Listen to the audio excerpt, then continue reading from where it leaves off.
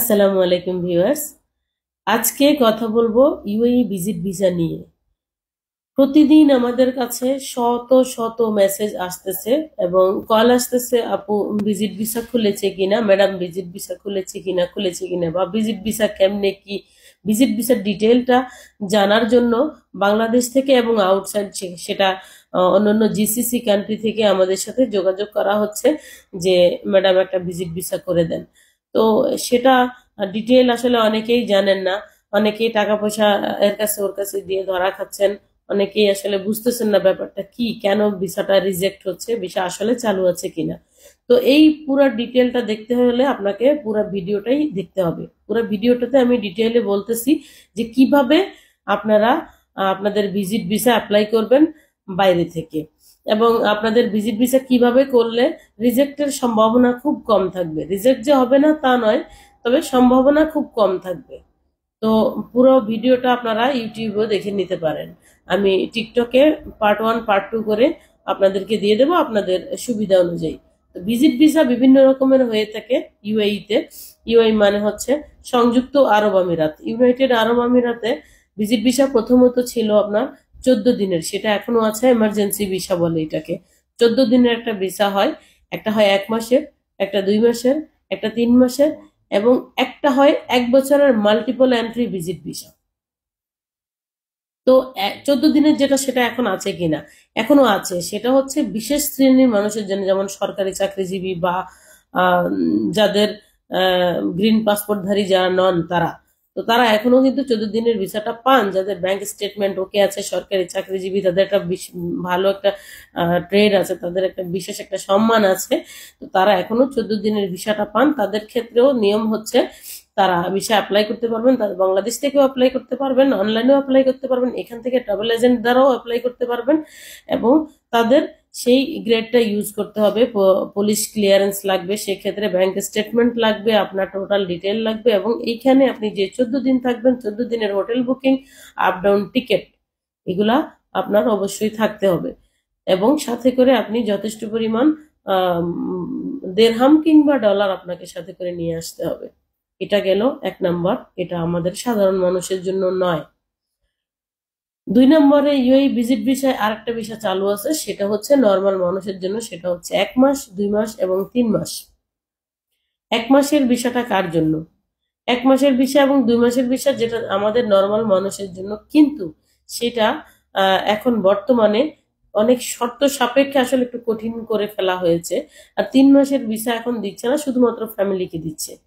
যারা ফ্যামিলির visa apply করতে চান, যেমন আপনার মা আছে, বাবা আছে, আপনার সন্তান আছে, আপনার ওয়াইফ আছে, এদের জন্য যদি আপনি ভিসা অ্যাপ্লাই করেন, তো সেক্ষেত্রে আপনি এটা আপনি 3 মাসের ভিসা আপনি অ্যাপ্লাই করতে পারবেন। এবার 1 মাস এবং 2 মাসের ভিসা আমি ডিটেল বলতেছি। ইউএই ভিজিট ভিসা কখনোই বাংলাদেশিদের জন্য বন্ধ নয়, তবে রেস্ট্রিকশন বেশি, এবং আপনার এমন ভাবে তারা শর্ত আরোপ করে দিয়েছে যে সবাই চাইলেই ঢুকতে পারবে না। আপনারা অনেকেই জানেন, যারা দীর্ঘদিন ধরে দুবাইতে আছেন তারা জানেন 2012 সালের অক্টোবর মাসে দুবাইয়ের এমপ্লয়মেন্ট ভিসা এবং ভিজিট ভিসার উপর একটা জোর আরোপ করা হয়েছে, এবং 2012 সাল থেকে টোটালি এমপ্লয়মেন্ট ভিসা বন্ধ ছিল। কিছু হাই প্রফেশন এবং কিছু স্কিল ওয়ার্কার ছাড়া বাকি ভিসা সব বন্ধ ছিল। ইভেন যারা ভিজিট ভিসা করতে চাইতো তাদেরও কিন্তু অনেক রেস্ট্রিকশন ছিল। তো 2012 থেকে 2012 অক্টোবর থেকে 2020 জুলাইয়ের 7 তারিখ পর্যন্ত ভিসা বন্ধ ছিল। 8টা বছর আমাদের এমপ্লয়মেন্ট ভিসা ফুললি বন্ধ ছিল। এমপ্লয়মেন্ট ভিসা বলতে আসলে আমরা বুঝাই হলো আমরা যারা আসলে কাজ করতে এখানে আসি তাদের ভিসাগুলো। Normally partner visa, investor visa চালু ছিল, যারা এখানে এসেছেন বিজনেসের উদ্দেশ্যে, তারা ভিজিটে এসেছেন, ভিজিটে এসে তারা শর্ত সাপেক্ষে ভিসা লাগাইছেন। তো সেটাও কিন্তু অনেক ব্যয়বহুল ছিল। এখন আপনাদের প্রশ্ন হলো, এখন ভিজিট ভিসা খোলা আছে কিনা, খোলা থাকলে আমরা কিভাবে অ্যাপ্লাই করব, রিজেকশনের চান্স কতটুকু আছে। ইউএই ভিজিট ভিসাটা এখন আসলে কানাডার ভিজিট ভিসার মতো হয়ে গেছে, আসলে এটাই বলা চলে। কারণ দেখা যায় উন্নত দেশের যেমন কানাডা, অস্ট্রেলিয়া, আমেরিকা বা ইউরোপের যে কোনো দেশের ভিজিট ভিসার জন্য যদি আমরা অ্যাপ্লাই করি, তো আমাদের যে শর্তগুলো নর্মালি তারা চায়, তো দেখা যাচ্ছে যে ইউএই ভিজিট ভিসাও এখন বর্তমানে সেম শর্তগুলো তারা আরোপ করে দিয়েছে। এর কারণ হলো 2012 সালের থেকে 2012 সাল থেকে 2020 সাল পর্যন্ত ভিসা বন্ধ থাকার পর 2020-এর 7 জুলাই যখন ইউএই তার বর্ডার খুললো বাংলাদেশিদের জন্য একদম আনুষ্ঠানিকভাবে, সেই 2020-এর জুলাই থেকে এমন ভাবে বন্যার পানির মতো লোক ঢুকেছে, যারা একদম, আসলে কি বলবো, এখানে আমি লুঙ্গি পরা অনেক ভাইকেও দেখেছি। তো আমি বলবো যে আসলে আপনি একটা উন্নত বিশ্বে এসেছেন, আপনার ড্রেস আপের মধ্যে আপনার কোনো পরিবর্তন নেই, আপনি বুঝাইতে চান আপনি বাঙালি, বাঙালি কালচার ধরে রাখতে চান, আপনি থাকেন আরবি দেশে, আপনি কালচার চালাচ্ছেন বাঙালি। যাই হোক, আমরা এখন সেদিকে না যাই। বিষয়টা হলো যার যার এখানে আসার এসে ভিসা লাগানোর ক্ষমতা নেই বা কাজের ক্ষমতা নেই, যার কোনো স্কিল নেই, সেও এসেছে, যার ক্ষমতা আছে সেও এসেছে, আবার কেউ কেউ প্রতারণায় পরেও এসেছে, কেউ কাউকে বলা হয়েছে যে অনেক 1 লাখ টাকা বেতন পাবা এই সেই বলে ভিজিটে এনে ছেড়ে দেওয়া হয়েছে। কেউ প্রতারণার শিকার, কেউ ইচ্ছে করে এখানে এসে অবৈধ হয়েছেন, কেউ অনিচ্ছাকৃত হয়েছেন। তো এক একজন এক একটা, যে কোনো পরিস্থিতিতে হোক, বাঙালি, হিউজ পরিমাণ বাঙালি আমাদের এখানে বন্যার পানির মতো করে ঢুকেছে এবং আর বের হয়নি, তারা ওভারস্টে হয়ে গেছে। যখন এখানে বাঙালির পরিমাণ অনেক বেশি হয়ে গেছে ওভারস্টে, তখন কিন্তু বাংলাদেশিদের ভিসায় আস্তে আস্তে কঠিন করা শুরু করলো, রিজেকশন করা শুরু করলো, এবং আস্তে আস্তে করে তারা নতুন নতুন নিয়ম কানুন দেওয়া শুরু করলো। আবার কি করলো, তারা এক্সটেনশন বন্ধ করে দিল। তো বিভিন্ন রকম কানুন করে তারা হার্ড করা শুরু করলো, যাতে করে এত পরিমাণ বাঙালি এরা যেন আর ঢুকতে না পারে। ইভেন আপনাদেরকে বের হওয়ার জন্য কিন্তু একটা সেফ এক্সিট করে দিয়েছিল তারা, সেফ এক্সিটের একটা অপশন দিয়েছিল, যে অ্যামনেস্টি প্রোগ্রাম করে তারা দিয়েছিল, যারা এখানে ভুলবশত বা প্রতারণায় পরে যেভাবে হোক এসেছে, তারা আউটপাস নিয়ে চলে যাক, তারা যাতে ভবিষ্যতে আবার সঠিক নিয়মে আসতে পারে। আসলে দুঃখের বিষয়, আমাদের বাংলাদেশিরা খুব কমই ওভারস্টের আন্ডারে ভিসা লাগাইছে এবং খুব কমই আসলে বুঝেছে যে এই বিদেশ, আমাদেরকে বিদেশি একটা গভর্নমেন্ট আমাদেরকে এই সুযোগটা দিয়েছে, এই সময় হয় আমরা চলে যাই, না হয় আমরা বৈধ হয়ে যাই। আমি অনেক ভাইকে দেখেছি, তারা বলছে যে আমি তো গত 8 বছর ধরে 10 বছর ধরে এখানে অবৈধ, কি হয়েছে, কিচ্ছু হয় না। তো যিনি এই কথা বলবেন তাকে আপনি কি বুঝাবেন?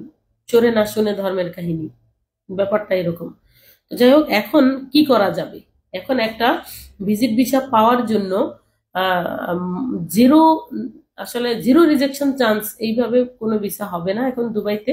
এখন দুবাইতে ভিসা করতে হলে আপনাকে, যেটা প্রথমত সবার আগে, একজন, ধরেন আপনি বাংলাদেশ থেকে এইখানে আসবেন, আপনার একজন আত্মীয় স্বজন কারো একটা ডকুমেন্টস দিতে হবে যে আমি তার জিম্মা নিচ্ছি, সে যদি কোনো কারণে ওভারস্টে হয়ে যায়, সে যদি এখান থেকে না যায়, সেক্ষেত্রে তার জিম্মাদারি আমি নিচ্ছি। ওকে, 1 নাম্বার হলো এটা। ভিজিট ভিসা হওয়ার 2 নম্বর শর্ত হলো 1000 থেকে 2000 দিরহাম পর্যন্ত ডিপোজিট। ডিপোজিটটা নির্ভর করে এক এক ট্রাভেল এজেন্সি এক এক পরিমাণ ডিপোজিট আপনার থেকে নিবে, এবং আপনি যদি ওভারস্টে হয়ে যান, আপনার থেকে 3500 থেকে 4500 5000 পর্যন্ত তারা অ্যাবসকন্ডিং ফিস দাবি করে, সেখানে শর্ত সাপেক্ষে আপনাকে হয়তো তারা অ্যাবসকন্ডিং উঠাবে। অ্যাবসকন্ডিং কি, অ্যাবসকন্ডিং এর ব্যাপারটাও আমি ডিটেল পরে বলবো। এইটুকু জেনে নিন, যারা হচ্ছে নির্দিষ্ট সময়ের মধ্যে তারা ফেরত যাবে না, কিংবা ভিসা চেঞ্জ করবে না বা ভিসা লাগাবে না, তাদেরকে পলাতক হিসেবে ধরা হয়, এটাকে অ্যাবসকন্ডিং বলে, এবং তারা তাদেরকে ব্যান মেরে দেয়। তো এই যতক্ষণ ব্যান থাকবে ততক্ষণ আপনি চাইলেও কোনো ভিসা লাগাতে পারবেন না, এখান থেকে যেতে পারবেন না।